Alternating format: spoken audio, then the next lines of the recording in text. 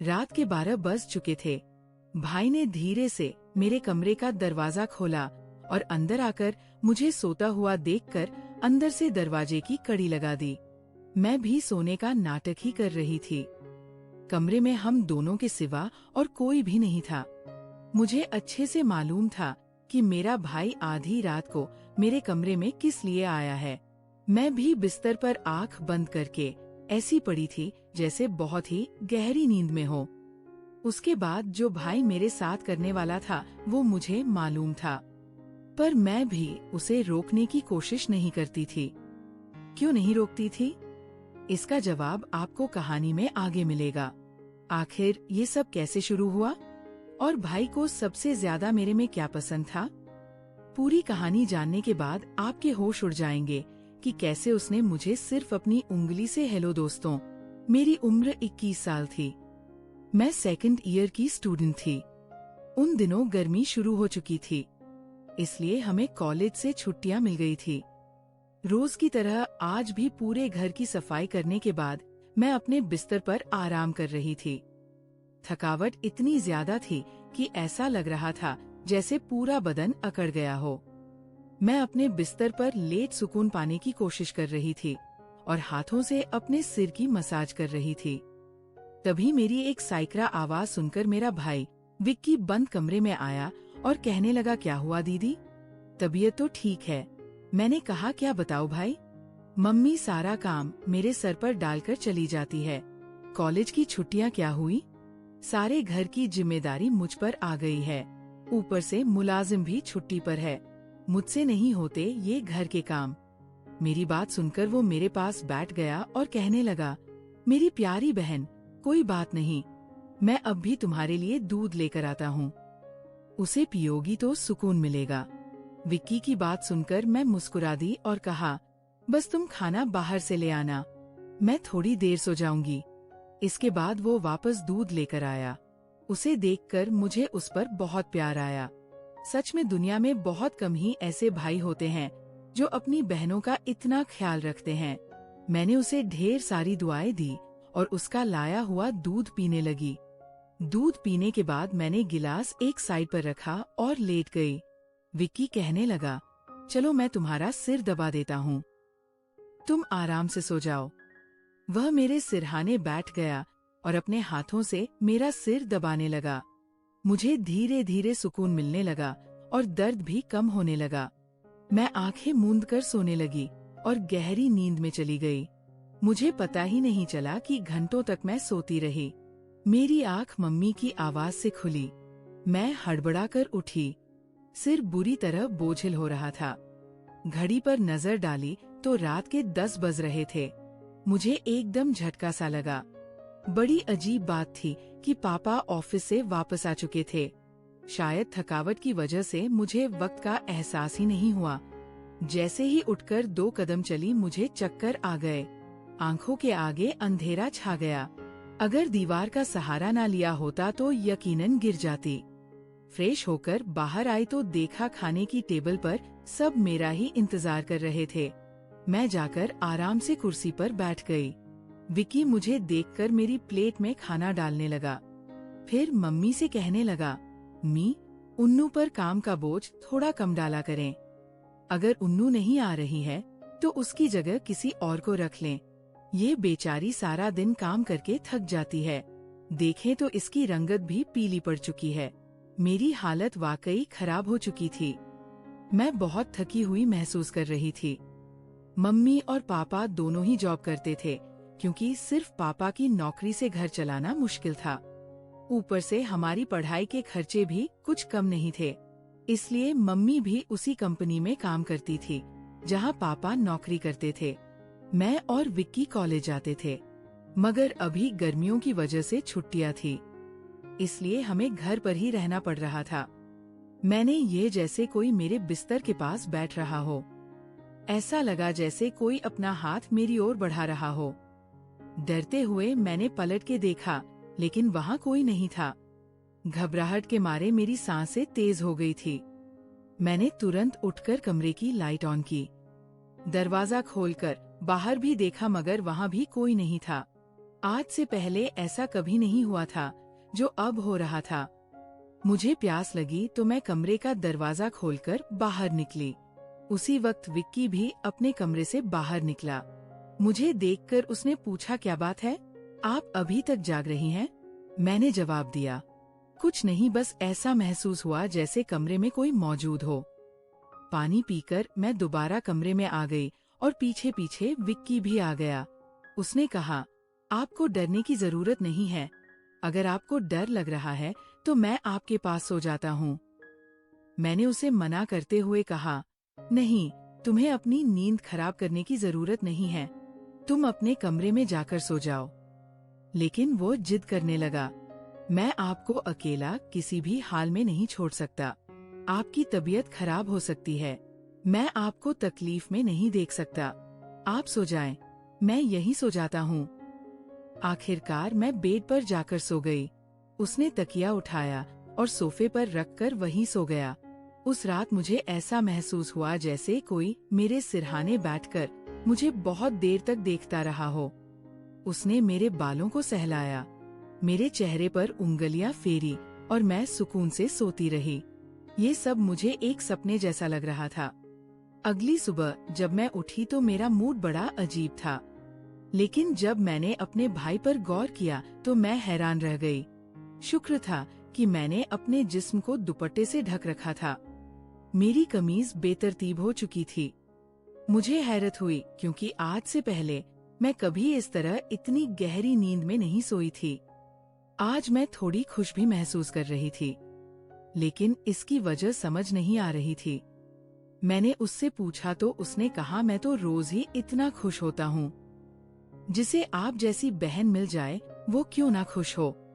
घर के सारे काम निपटाकर जब मैं बैठी तो विक्की तेल लेकर मेरे पास आ गया। कहने लगा, आनू दीदी अपने बाल खोल लीजिए, मैं आपके सिर में मसाज कर देता हूँ। मुझे उसकी हरकतें अजीब लगने लगी। मैंने कहा, ये तुम्हारा काम नहीं है, जाओ अपने दोस्तों के साथ घूमो फिरो, मुझे मसाज की जरूरत नहीं है। मगर उसने मेरी बात नहीं मानी और खुद ही मेरे बालों से कैचर उतारते हुए कहने लगा, आप नखरे मत किया करें, किस्मत वालों को ही ऐसे भाई मिलते हैं। जब आपका भाई आपके खूबसूरत रेशमी बालों में मसाज करना चाहता है तो आपको क्या समस्या हो सकती है। आ जाइए, मैं आपके सिर की मसाज कर देता हूँ, आपको रात को बहुत सुकून मिलेगा। वह मुझे उठाकर कमरे में ले गया। मैं बेड पर तकिया रखकर लेट गई। मेरे बाल बेड से नीचे लटक रहे थे। वह मेरे सिरहाने बैठकर मेरे बालों की मसाज करने लगा। विक्की मुझसे 5 साल छोटा था, लेकिन मुझे नाम से ही बुलाता था। उसने कहा, आप इतनी प्यारी है कि आपको देखकर दिल करता है कि आप हमेशा इसी तरह मुस्कुराती रहे और मैं आपकी लाड उठाता रहूं। वह मेरे बालों की मसाज कर रहा था और उसके हाथों में जैसे जादू था। मुझे इतना अच्छा लग रहा था कि मैं धीरे धीरे नींद की वादियों में खोने लगी। तेल की खुशबू भी बहुत जबरदस्त थी। मैंने उससे पूछा, ये कौन सा तेल है? वह बोला, ये बहुत ही खास तेल है, खास आपके लिए। आपके जो इतने हसीन बाल है ना, ये उन्हीं बालों के लिए बना है। उसकी बातें बहुत प्यारी थी। हालांकि मैं समझ नहीं पा रही थी कि वह किस लहजे में बात कर रहा है। बहरहाल मसाज के दौरान ही मैं गहरी नींद में खो गई। कुछ देर बाद जब मेरी आँख खुली तो मेरा पूरा बदन दर्द से टूट रहा था। ऐसा लग रहा था जैसे मेरी टांगों पर बहुत ज्यादा वजन रखा गया हो। पूरे बदन में दर्द सरक रहा था। मैं धीरे धीरे उठकर बैठी और आसपास देखने लगी। मेरी हालत अजीब थी। जब मैंने खुद पर गौर किया तो देखा कि मैं पूरी तरह भीगी हुई थी, जैसे किसी ने मुझे नहला दिया हो। मेरे कपड़े गीले थे, पंखा बंद था और कमरे में गर्मी थी। ये सब क्या हो रहा था? बड़ी मुश्किल से मैं बेड से उठी। मुझे चक्कर आ रहे थे, चलना मुश्किल हो रहा था। मैं अपनी हालत समझ नहीं पा रही थी। ऐसा क्यों लग रहा था कि मैंने सोया नहीं बल्कि कोई भारी मेहनत वाला काम किया हो। बड़ी मुश्किल से चलकर मैं बाथरूम गई और फ्रेश हुई। अपनी हालत पर गौर किया तो लगा जैसे शरीर पूरी तरह थकावट से चूर था। जब मैं कमरे से बाहर निकली तो मुझे फुसफुसाने की आवाजें सुनाई दी। ऐसा लग रहा था जैसे कोई किसी से बात कर रहा हो। घर में मेरे और विक्की के अलावा कोई नहीं था। फिर वह किससे बात कर रहा था? मैं पहले किचन में पानी पीने गई, मगर तब तक वह फुसफुसाहट रुक चुकी थी। मैं किचन के दरवाजे के पास खड़ी थी जब मैंने बैठक से किसी को निकलते देखा। उसके हाथ में काफी पैसे थे, जिन्हें देखकर वो मुस्कुरा रहा था। ये देखकर मेरे माथे पर बल पड़ गए। अगले ही पल उसकी नजर मुझ पर पड़ी। मुझे देखकर उसने कहा, अनु, आप उठ गई। मैं उसकी तरफ धीरे धीरे चलकर गई। वो हड़बड़ाकर पैसों को अपनी पट की जेब में डालने लगा, मगर मैंने उसका हाथ पकड़कर उन पैसों को सामने लाकर पूछा, इतने पैसे तुम्हारे पास कहाँ से आए? वह नजरें झुका चुका था।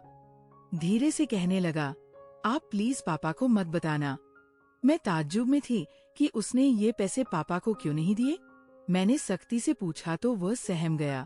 उसने कहा, ये पैसे तो पापा के एक दोस्त ने कई साल पुराने कर्ज के रूप में लौटाए थे। मैंने सोचा था कि इनसे मोबाइल खरीद लूंगा, लेकिन उसने पैसे मुझे थमा दिए। मैंने उसे डांटते हुए कहा, हाँ, तुमने अच्छा किया। घर के हालात देखो किस कदर खराब है। हमारे माँ बाप दोनों नौकरी कर रहे हैं और तुम मोबाइल खरीदने की बात कर रहे हो। वो शर्मिंदा हो गया। मैं से कहा, उसी रात मैंने वह पैसे पापा को दे दिए। उस रात विक्की मुझसे कोई बात नहीं कर सका और जल्दी सोने चला गया। अगले दिन मैं किचन में काम कर रही थी जब विक्की अपने दोस्तों के साथ घर में दाखिल हुआ। मैं ये देखकर हैरान थी कि वह अपने दोस्तों को सीधा लाउंज में ले आया था। उस वक्त मैं दुपट्टा उतारकर बर्तन धो रही थी।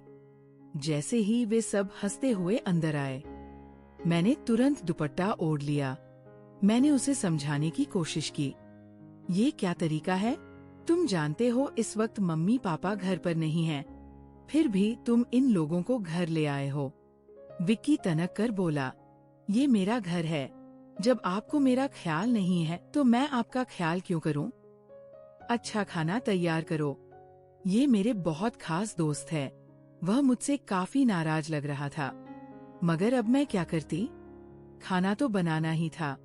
मैं उसके दोस्तों के लिए खाना बनाने लगी। तभी वो बोला, खाना परोसने भी तुम खुद ही आओगी। विक्की का ये रवैया मुझे हैरान कर रहा था। छोटी सी बात पर वो इतना कैसे बदल सकता था? मैंने खाना टेबल पर लगा दिया। मैंने गौर किया कि उसके दोस्त बार बार मुझे घूर रहे थे। वे सभी विक्की की उम्र से बड़े लग रहे थे और अजीब तरीके से मुझे देख रहे थे, जैसे मुझे निगल ही जाएंगे। मैं डर कर अपने कमरे में चली गई और खुद को बंद कर लिया। जैसे ही वे गए, मैं विक्की पर फट पड़ी। दोबारा तुम्हारे ये दोस्त इस घर में नजर नहीं आने चाहिए। मगर वो अगले ही पल मेरे गाल थामकर कहने लगा, इतना गुस्सा कहाँ से आता है? वे दोबारा नहीं आएंगे, लेकिन आप इस बारे में मम्मी पापा को कुछ नहीं बताएंगी। विक्की के इस बर्ताव से मैं परेशान हो गई। वह कभी प्यार जताने लगता था तो कभी चिढ़ने। बहरहाल मैंने हामी भर दी और अपने कमरे में चली गई। मुझे विक्की की हरकतें दिन ब दिन अजीब लगने लगी थी। उस रोज भी जब मैं अपने कमरे में आराम करने के लिए सोई तो अचानक मुझे अपने पैरों पर किसी के हाथ महसूस हुए। मैंने चौंक कर आंखें खोली तो देखा कि विक्की मेरे पैरों को अपनी गोद में रखकर मसाज कर रहा था।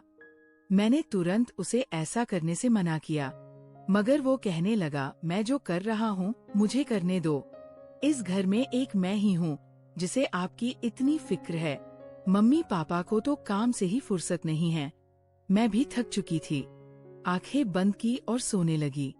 विक्की के हाथों की मसाज से मुझे नींद आ गई, लेकिन जब मेरी आँख खुली तो मेरे होश उड़ गए। मेरा सिर बुरी तरह चकरा रहा था। बिस्तर की चादर बिल्कुल बेतरतीब हो चुकी थी। बिस्तर पर एक शर्ट और एक मेल परफ्यूम पड़ा था। ये सामान किसका था? मैं कुछ बोल नहीं सकी। मेरे सिर में इतनी तेज दर्द था कि मैं फिर से बिस्तर पर गिर गई।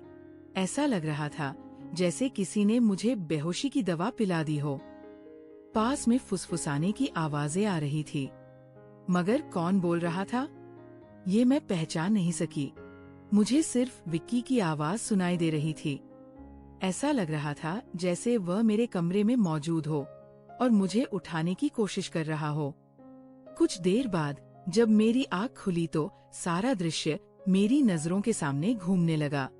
मैंने सबसे पहले बेड की तरफ देखा जहाँ पहले शर्ट और परफ्यूम पड़े थे, मगर अब वहाँ कुछ भी नहीं था। आज फिर मेरी हालत बहुत अजीब थी। मैं कोई बच्ची नहीं थी जो ये सब कुछ समझ ना पाती। घर में मेरे और विक्की के अलावा और कोई नहीं था। फिर मेरे सोने के बाद ऐसा क्या होता था कि मेरा पूरा शरीर पानी से नहला दिया गया हो। सिर्फ इतना ही नहीं, मेरा शरीर दर्द से चूर था और रंगत भी बिल्कुल पीली पड़ चुकी थी। दिन ब दिन विक्की मेरे करीब आने की कोशिश कर रहा था, मगर मैं हर बार कोई ना कोई बहाना बनाकर अपने कमरे में चली जाती थी। मेरे दिमाग में अजीब अजीब से विचार आने लगे थे। तबीयत भी काफी खराब रहने लगी थी। मेरी हालत देखकर माँ भी परेशान हो गई। उन्होंने कहा कि वो अगले दिन ऑफिस से छुट्टी लेकर मुझे डॉक्टर के पास ले जाएंगी ताकि पता चल सके कि मुझे क्या समस्या है। उस रात मैं बार बार उठ रही थी और ठीक से सो नहीं पाई। अगले दिन मेरे माता पिता हमेशा की तरह अपने काम पर चले गए। मुझे लगा शायद उन्हें मेरी परवाह नहीं थी। आखिरकार मैं खुद ही डॉक्टर के पास गई।